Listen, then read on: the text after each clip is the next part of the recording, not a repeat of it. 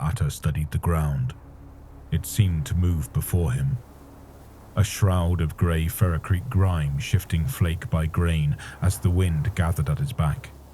His armoured boots thumped slowly over the broken terrain, kicking up dust from crushed things with every step.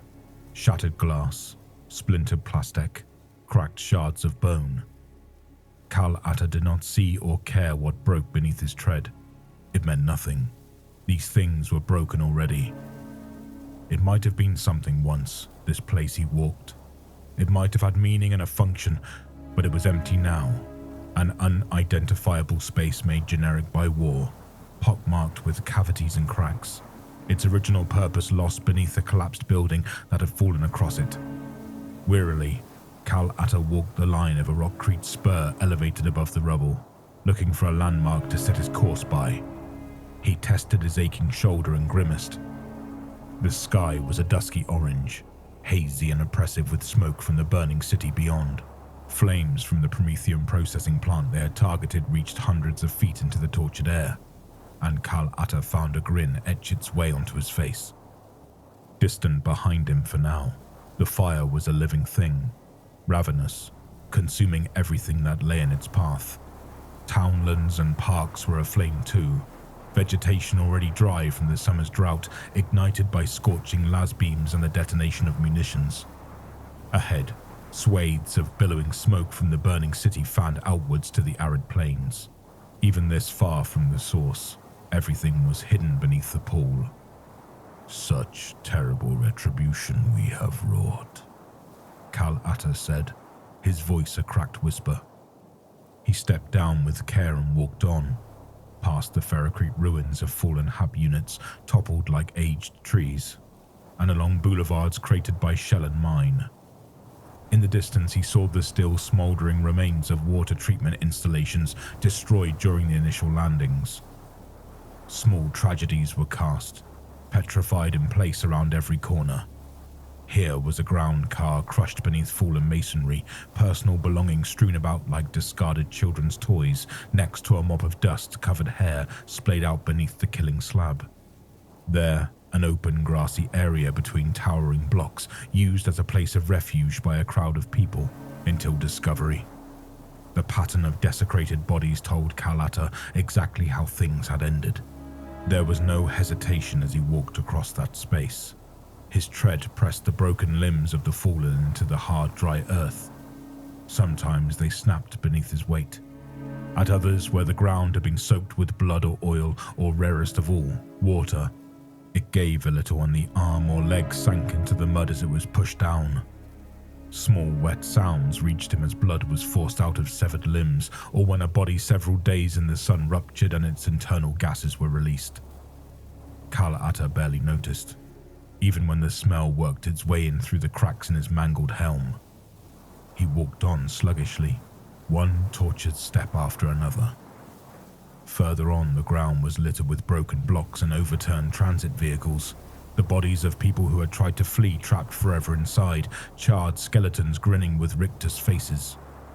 He glanced at them without feeling as he wound his way around the obstacles, the horns on his helm a sudden heavy weight, dragging his head one way, then the other, as his numb mind looked for threats.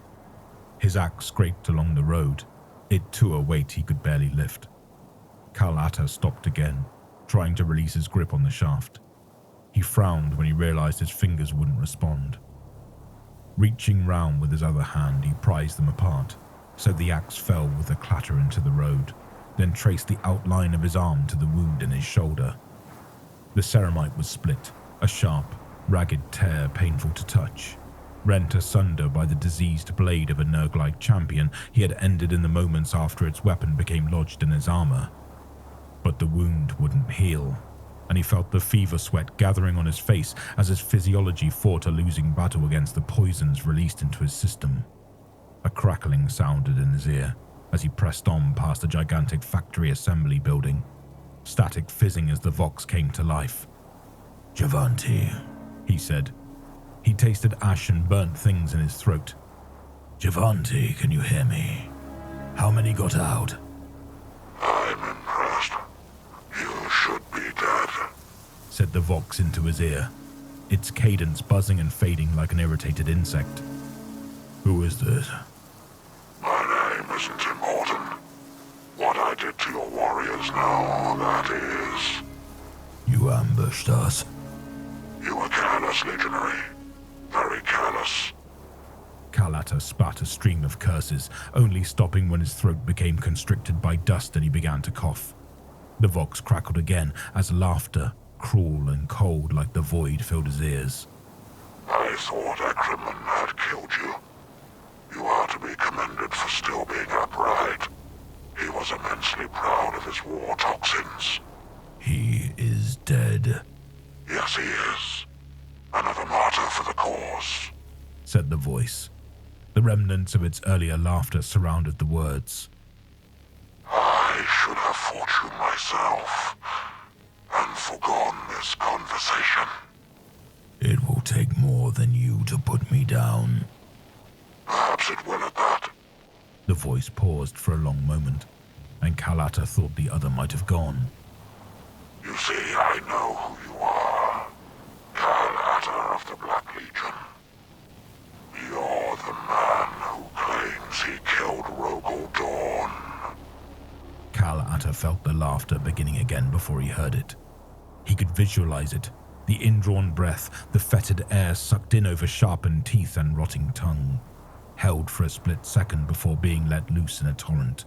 "Do not mock me, Thin Blood. You weren't there," he said.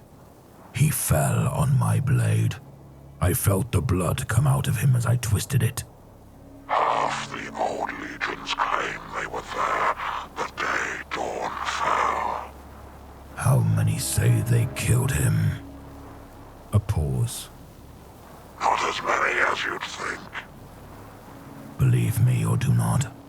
It makes no difference," said Kalata. Convince me. Tell me the story of how you slew a Primarch Legionary. "Why would I?" His breath was ragged. He felt his right leg give, and it was only damaged servos locking against the sudden movement that prevented him from falling. He stumbled all the same. Skulls and chains at his waist clattered and clanked at the unexpected shift in his gait. One of the thinner chains fell apart as he stretched his leg and the armor lock released. As he held the broken length of chain in his gauntlet, he noticed it was rusted, and he felt an unnatural burning in his muscles. He swore under his breath and continued, now with a slight but noticeable limp. The voice came again. Because we have nothing better to do. My warriors are gutting what's left of your warband, and you're walking into a desert to die. The voice changed then, shedding the barbs, becoming conciliatory. Besides, I am curious. I would learn of the legend if I could. Kalata spat more curses and closed the Vox link. The physical wounds would have rectified themselves given time. Bones would knit, burns heal, punctures fill with rejuvenated flesh and suturing scar tissue, provided warp exposure and capricious patronage didn't invite mutation. Astartes' physiology should have been able to deal with those kind of hurts, pumping his body with internal generated stims to keep him as combat efficient as possible while the background work of permanent repair went on. None of that was happening. If anything, the wound in his shoulder was festering, becoming more painful and slowing him further as the minutes and hours ticked past. That there had been poison on the blade, or that the flakes of rust on it had harbored some form of contagion, was beyond question. His arm and shoulder burned hot, yet the flesh felt cold and puffy to the touch.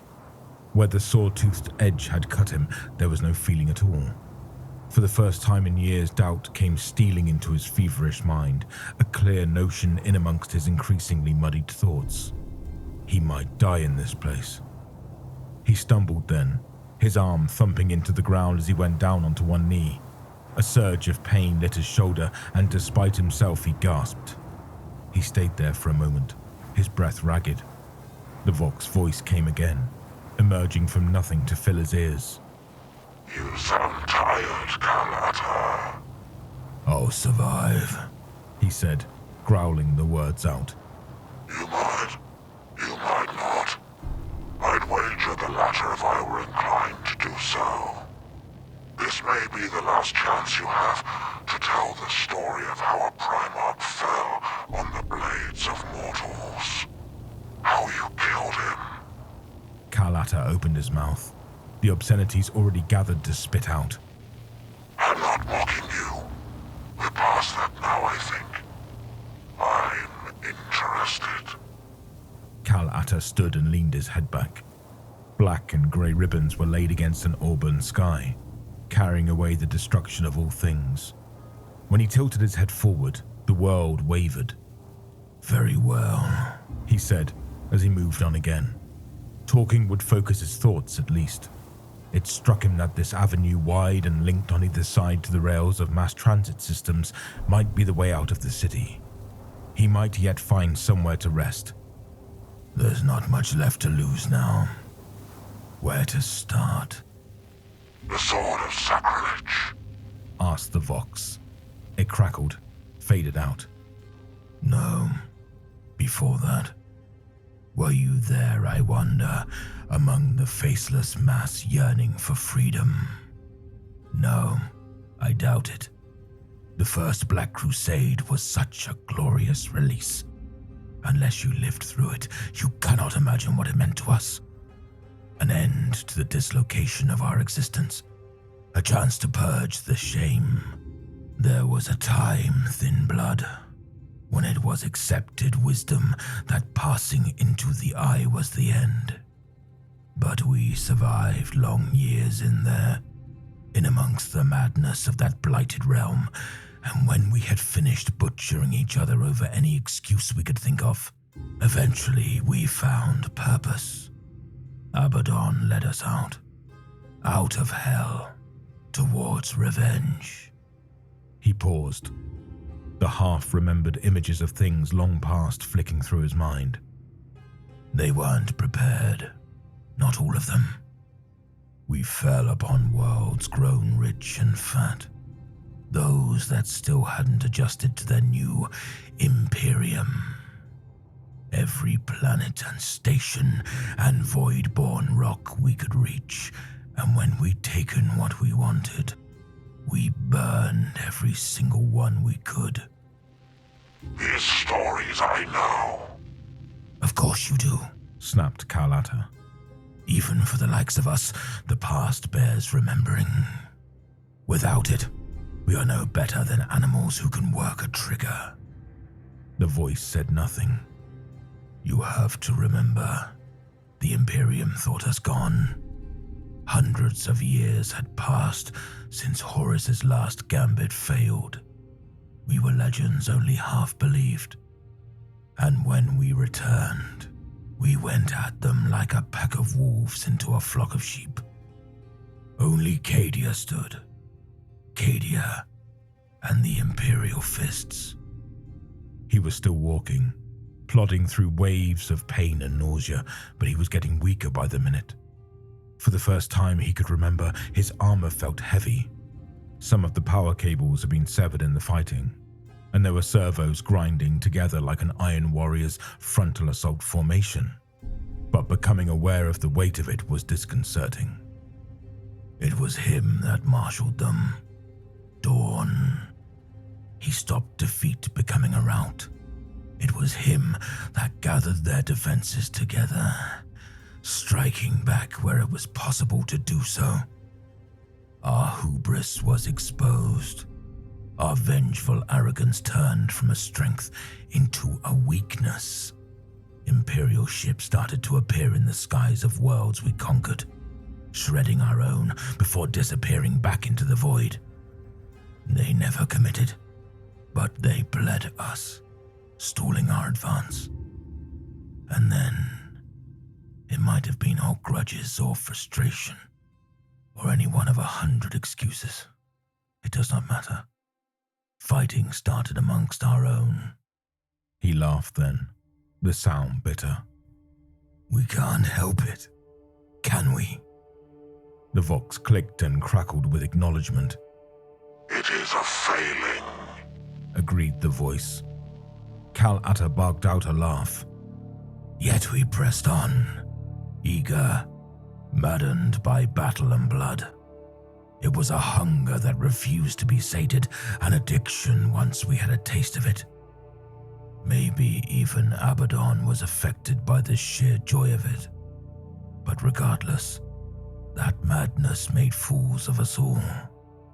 We didn't see a pattern until it was too late. The lone strikes, the hit-and-run tactics.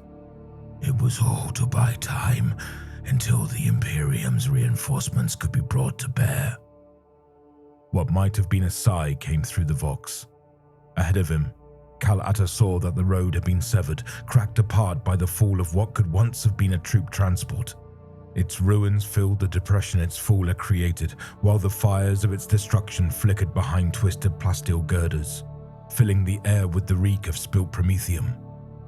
Kal Atta slowed, looking for a way around the destruction. His helm sensors were damaged, and smoke was thick in the air, clouding his own enhanced vision. Disorientation gripped him, his head swimming. He tasted bile somewhere at the back of his throat. Please continue. Strangely, the voice brought a measure of clarity, and he noticed a gap between two partially collapsed buildings. There was little choice. To turn back would be to make a likely death certain. We had grown tired of being stung month after month, our strength fraying at the edges as Dorn and our own nature took its toll on our forces. So the fleets gathered, marshalling for a strike at the Imperium's heart. That was what Dorn had been waiting for. While our armies mustered, they hit us with a surprise attack, aiming to cripple us before we became too powerful.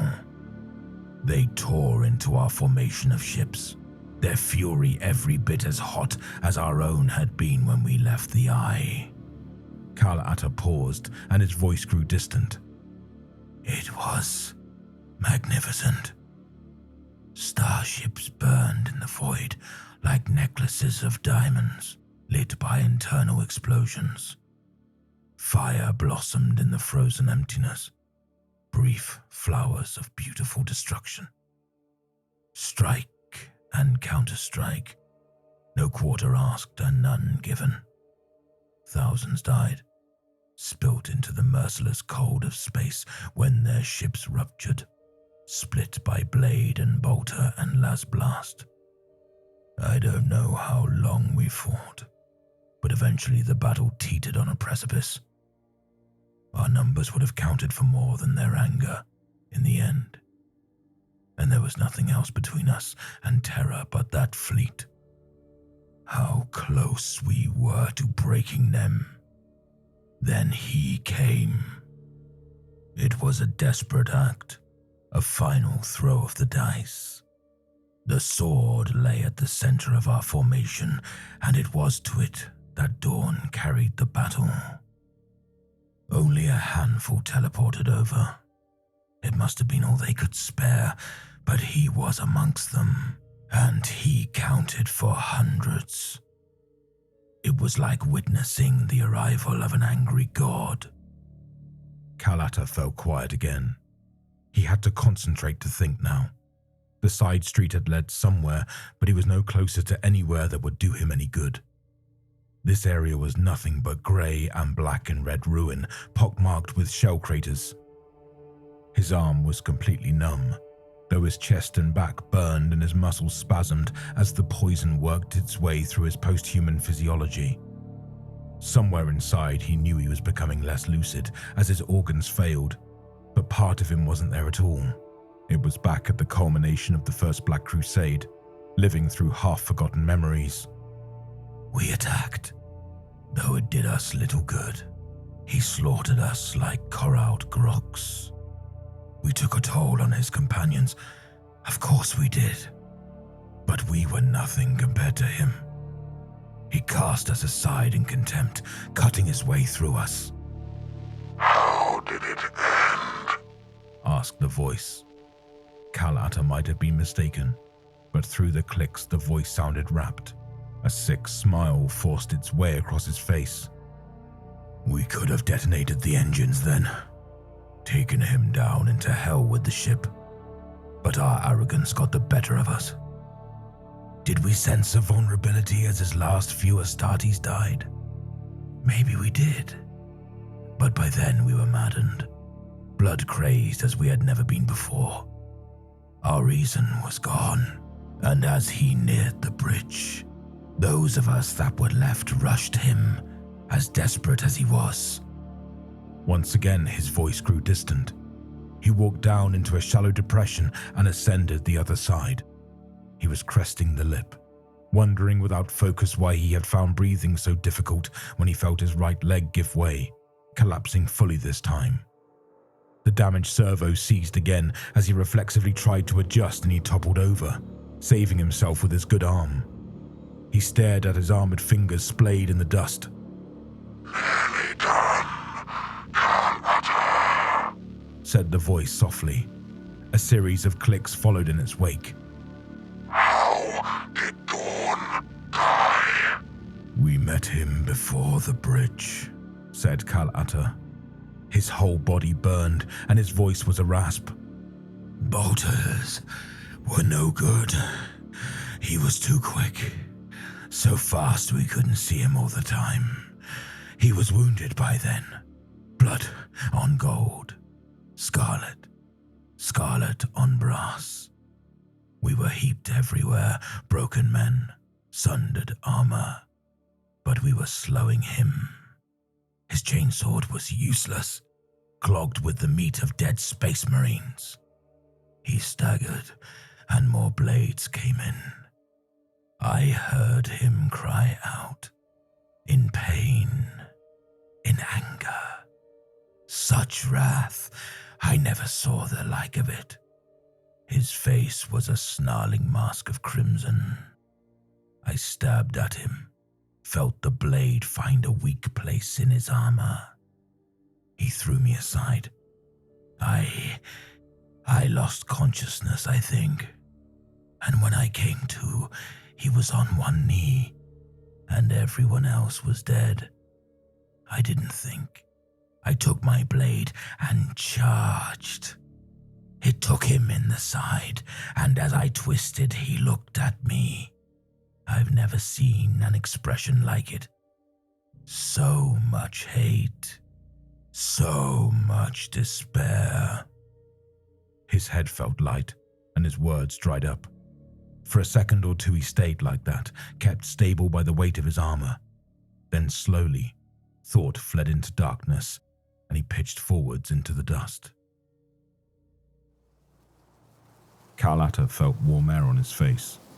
Soft grey flakes fell everywhere, and for a moment he thought it might have been snow, until he realized it was only the ash of burnt things falling back down to earth.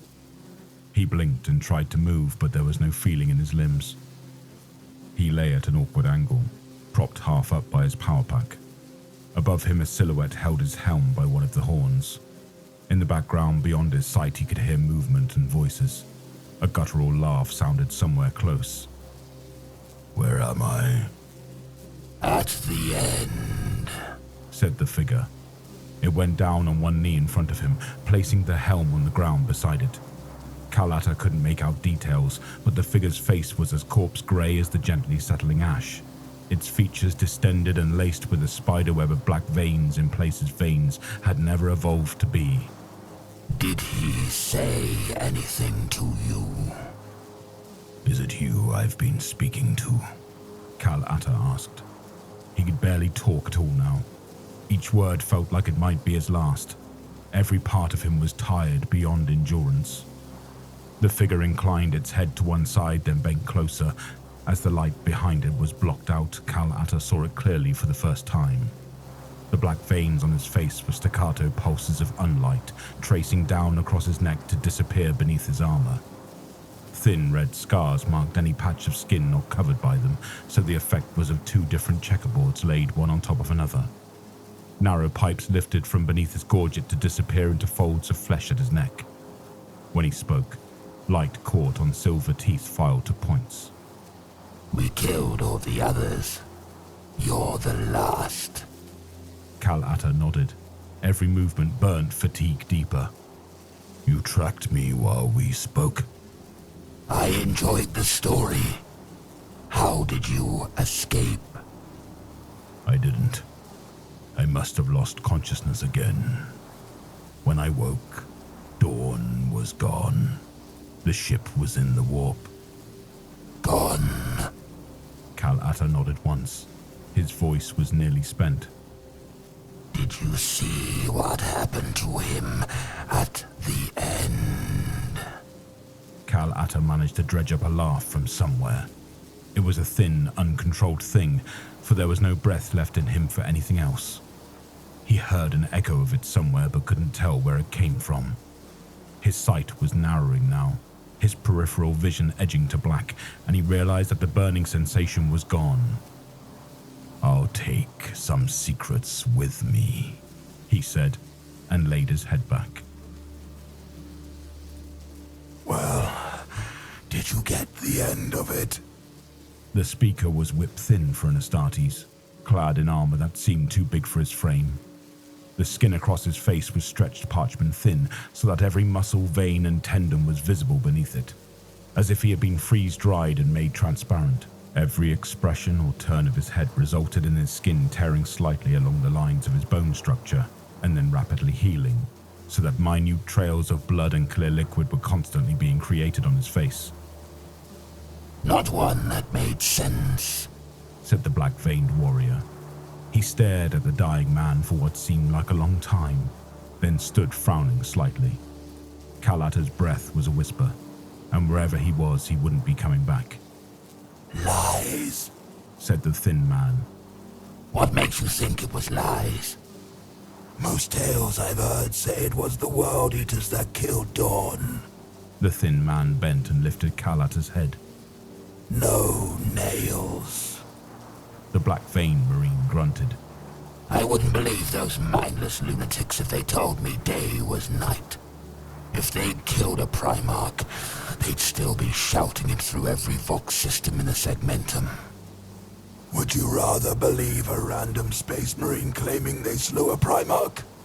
Besides, no one really knows if Dorn even fell in the First Black Crusade at all. That story's as much of a legend as anything from those days. Ekraman's blade was poisoned. This fool was fever dreaming. The thin man snorted and turned away. Leave him die, Volesh. We still have to secure what we've won before we move on. The black-veined Astartes didn't reply, instead staring down at the dying warrior.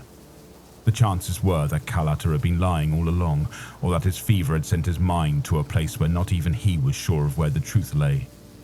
But still. Someone delivered the final blow, he said quietly. If Kal Atta had been telling the truth, he should have been lauded as one of the greatest heroes of the Long War. Though as none of them knew if Dorn had actually died aboard the Sword of Sacrilege, it was perhaps a moot point. Yet there was a delicious irony in the idea that the slayer of a demigod would in turn be killed by a cut from a poisoned blade in a minor skirmish on a backwater world. No more bitter illustration as to the pointlessness of their conflict. Yes, that would be a fine jest, one perhaps to make the gods themselves chuckle. And in the end, perhaps the truth was simply the version of the story one chose to believe. A smile tugged at one corner of his mouth, lifting it to a sneer as he drew a bolt pistol. The crater echoed to the sound of a single shot, and without a backwards glance the black-veined Astartes walked away through the still falling grey flakes that covered them all, living and dead.